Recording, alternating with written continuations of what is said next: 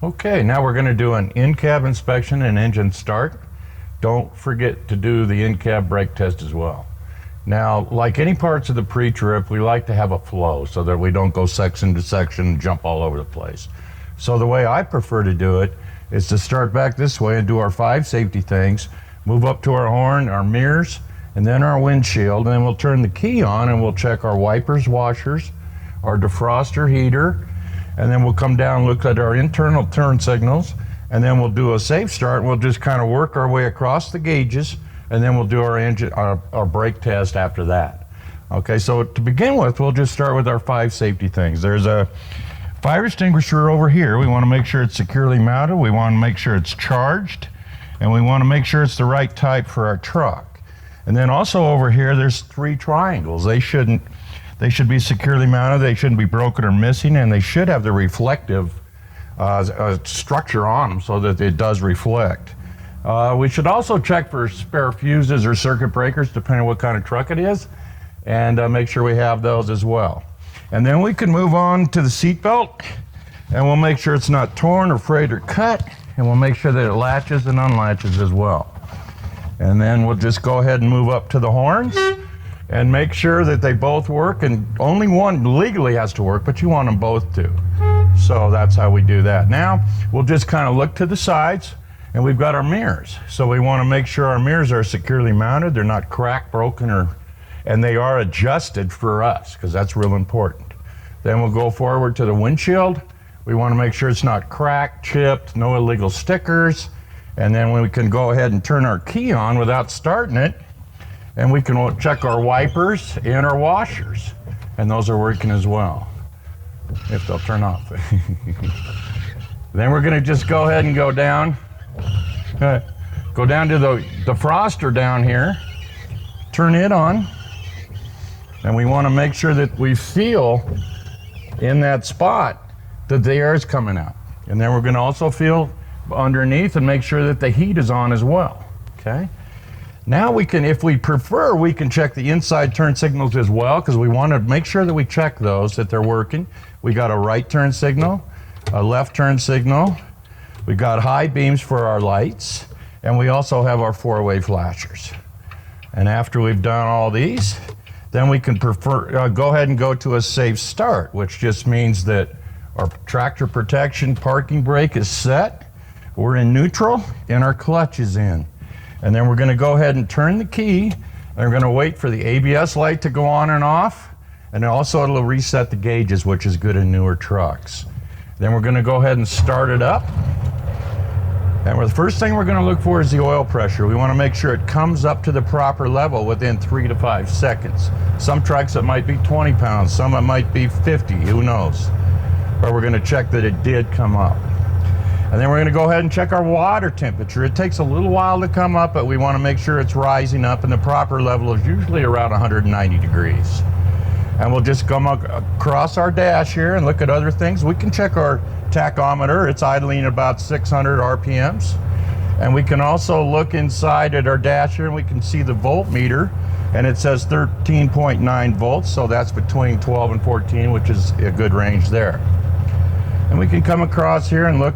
We can also look at our fuel, but we need to look at our air. The primary and the secondary, the proper level for that is about 120, 125. So then after we've done all this, then we want to proceed into our brake test, which is the most important part, because if you do that, if you don't do that, you can fail your exam. So don't forget to do this part.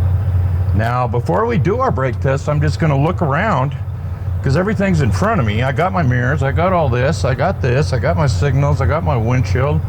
I'm going to go ahead and go and do my brake test. So the first thing I'm going to do is put it in gear, leave it running, release the trailer brakes, leave on the parking brake, and then just gently tug against it, and we'll see that it holds right there. And so that means our parking brake is holding. Now I'm going to go ahead and release the brakes, and I'm going to roll forward approximately 5 miles an hour. And then I'm just going to go ahead and hold real lightly on the wheel, but I'm going to go ahead and stop and make sure that the steering wheel didn't turn, because if it turned like this or turned like this, our brakes are out of adjustment or something's wrong, suspension's broken, something's not right. Now we're gonna just do one thing and one thing only. We're gonna leave it in gear and we're gonna turn it off, okay? Now we can turn the key back on right now if we'd like, but first we're gonna check our air system for leaks. And so we're gonna push in the service brake and we're gonna watch and we're gonna time.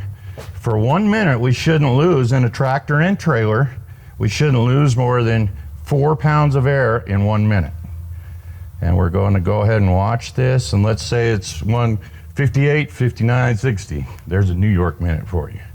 So let's say that it held. Okay, so we checked that there was no leaks. And now basically we're going to check our emergency things on our truck to make sure that if we did have a leak, that it would show us. So what we're going to do is lose our air on purpose by pumping our brake. And at about 60 pounds, the buzzer and the light should come on, warning us that we're losing our air, which it did.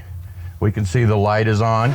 And then when it gets to about 20 to 40 pounds, the emergency spring brakes will stop. And so that if we did lose our air and we couldn't get stopped, the emergency spring brakes in the tractor and the trailer will stop it for us. So we're going to check that those pop out.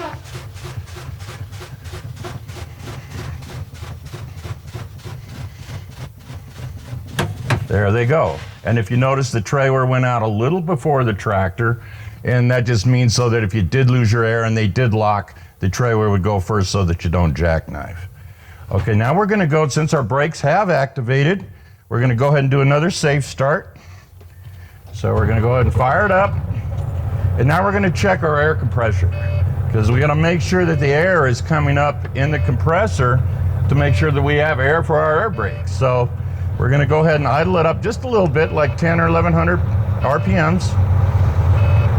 And when it gets around 60, the buzzer and the light should go off again.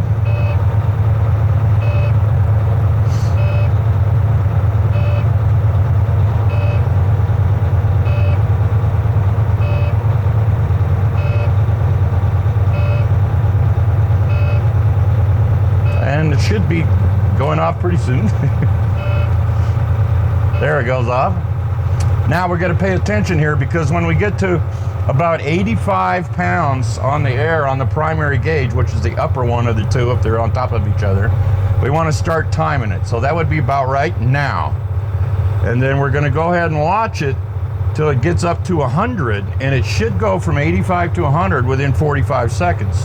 And that just means your air compressor is putting out enough air to maintain the air in your system. And it's made 100, and it made it in about 25 seconds. So this compressor is doing pretty well. If it takes longer than 45 seconds, you've got to tell somebody your air compressor is going out.